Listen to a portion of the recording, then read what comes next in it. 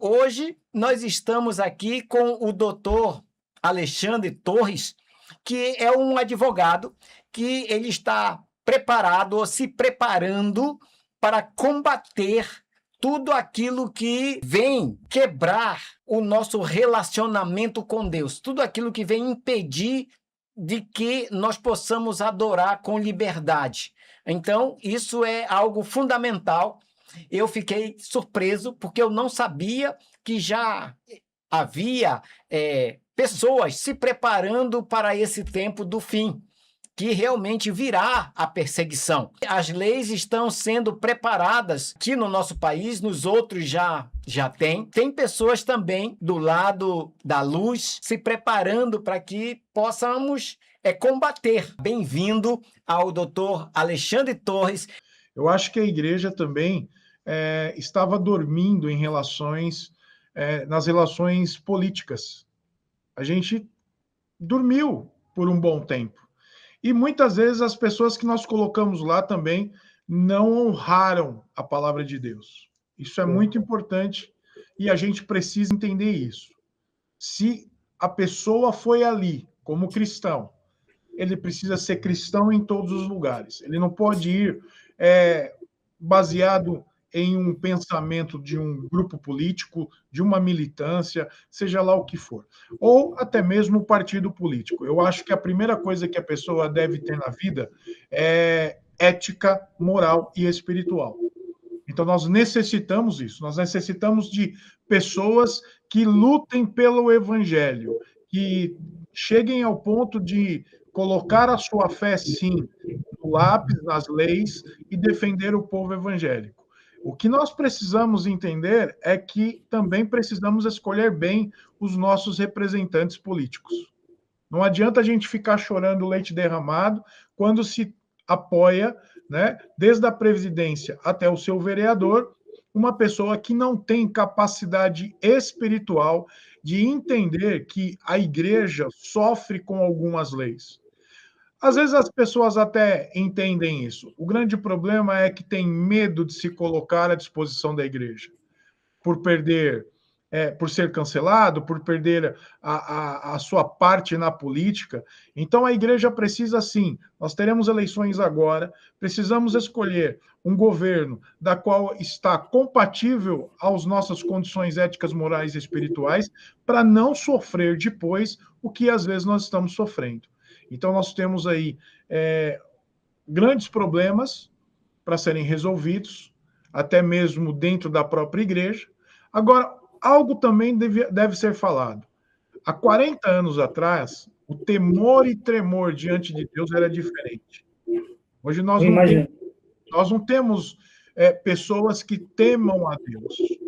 E a igreja, infelizmente, durante todo esse tempo, também perdeu a sua credibilidade devido aos escândalos, devido a tantos problemas que nós estamos ainda vendo acontecer. Então, há 30, 40 anos atrás, ninguém pensava em processar uma igreja, processar um pastor, processar alguém, porque ali estava um lugar onde se buscava a Deus. Eu não sou católico, eu sou protestante, evangélico, mas em questão cultural, tem algumas coisas que eu admiro que o catolicismo fez no Brasil. Por exemplo, só para não cortar seu raciocínio, por exemplo, nossos pais falavam assim, olha, não faz isso que vai para o inferno. Né? Na linguagem deles, na cultura católica mesmo, olha, papai do céu não gosta disso, ele castiga. Se você falar isso hoje, mano, ninguém quer mais falar sobre a ira de Deus, a justiça de Deus, que ele castiga mesmo. A gente ouvia isso quando criança normalmente, pô.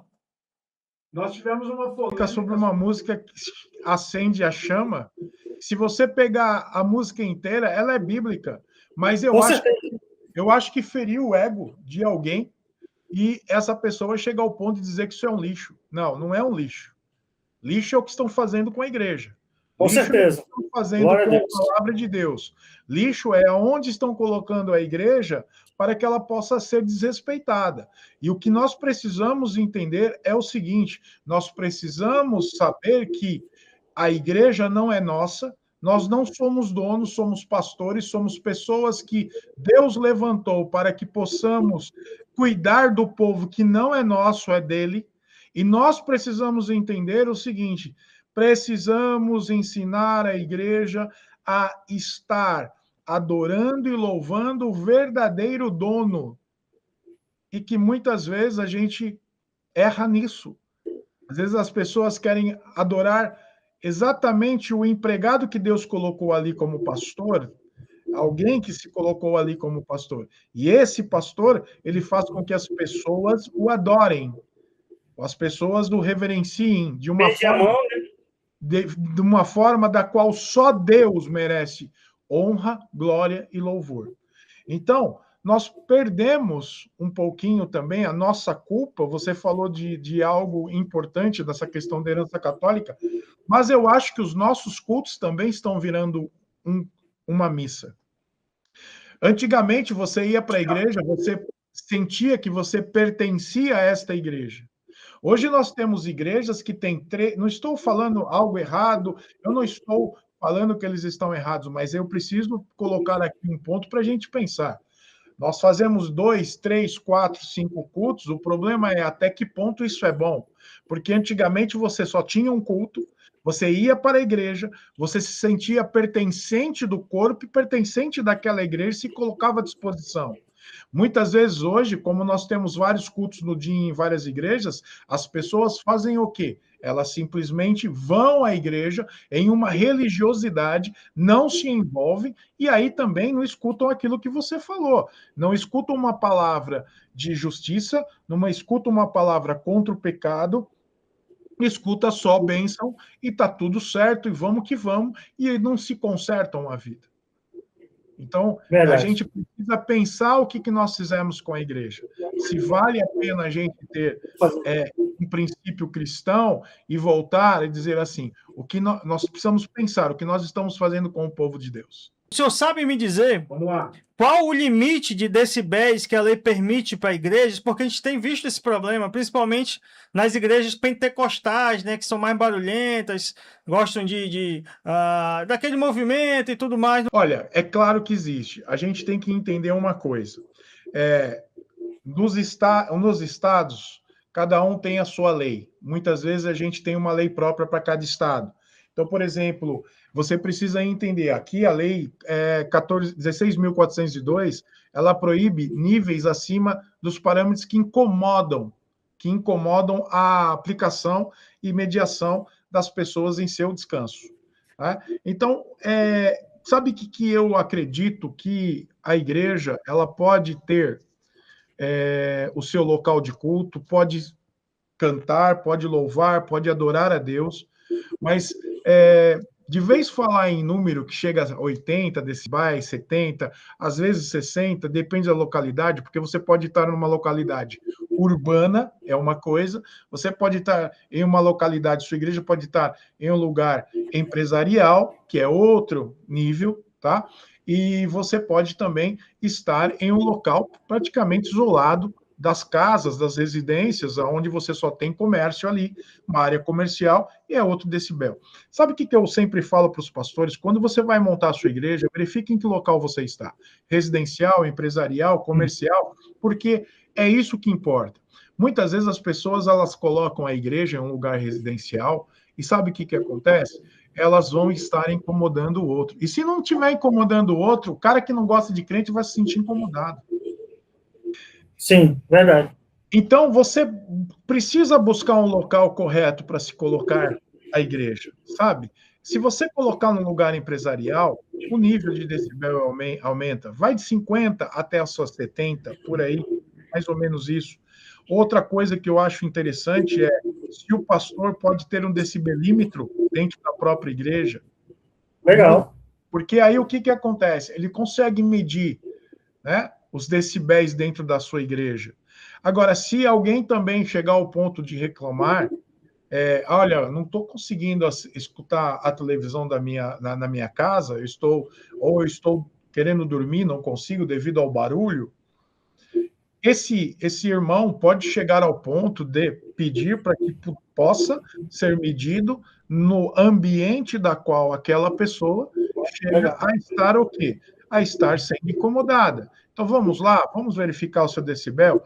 Talvez os decibéis, talvez a pessoa abra espaço, sim, a outra, não, eu não quero, o seu barulho está incomodando. E a gente tem que se colocar como cristão também, né?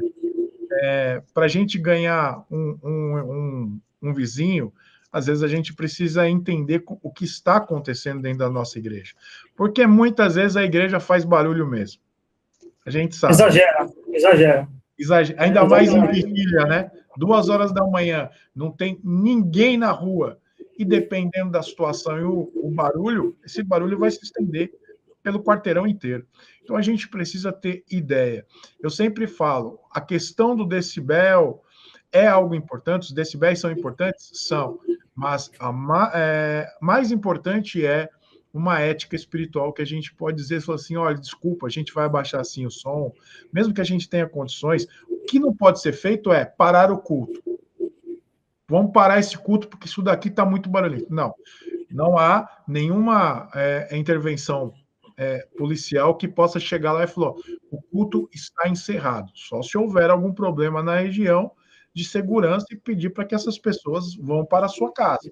Mas por causa de barulho, não. Esse motivo. Mas você já ouviu algum lugar que aconteceu isso, pastor? Vi. Eu vi e a gente precisava saber o contexto daquilo tudo.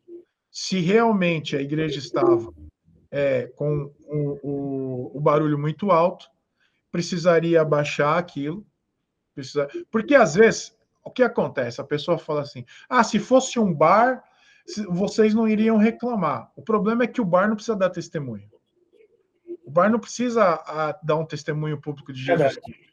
Nós precisamos. A igreja precisa. Então, essa comparação do bar não funciona.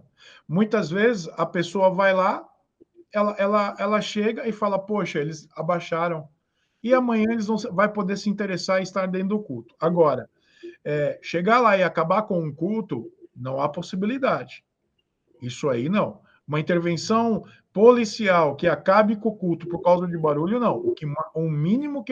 O máximo que ele pode fazer é pedir para baixar o som. Então, na sua concepção, a Constituição brasileira, ela é segura para os cristãos, digamos assim? Ou ela tem garantias que não podem nos deixar tranquilo? Ou você acha que há alguma brecha que possa impedir o trabalho do evangelho? O artigo 5º, inciso 6 da Constituição vai dizer que é inviolável a liberdade de consciência e de crença. Artigo 5º, inciso 6, que eu vou ler para você. É inviolável a liberdade de consciência e de crença, sendo assegurado o livre exercício dos cultos religiosos e garantida, na forma da lei, a proteção aos locais de culto e suas liturgias. Ou seja, a igreja está amparada dentro de um artigo constitucional dizendo o seguinte, é inviolável, ninguém pode tocar. Por isso que a força militar, ou chega a policial, não pode chegar ao ponto de dizer, olha, o culto acabou porque vocês estão fazendo barulho. Não, abaixem o barulho, continuem o culto, ok? Por quê? Porque a minha consciência de crença e o lugar onde está sendo realizados os cultos religiosos, ele tem garantia na forma de lei a proteção. Então, esses locais, esses templos, a igreja é protegida e garantida por lei, pela Constituição, chega ao ponto de dizer o seguinte, nós não podemos ser tocados por uma lei que venha fora, né, da Constituição, porque a própria Constituição diz que eu tenho liberdade de consciência e de crença, eu tenho liberdade de chegar aqui e proclamar o Jesus Cristo, tanto dentro do templo, como também na rua, que muitas vezes a gente está vendo as pessoas passarem dos limites e pedir para as pessoas pararem de pregar o evangelho. Então, Sim, não é... Isso daí é crime, então.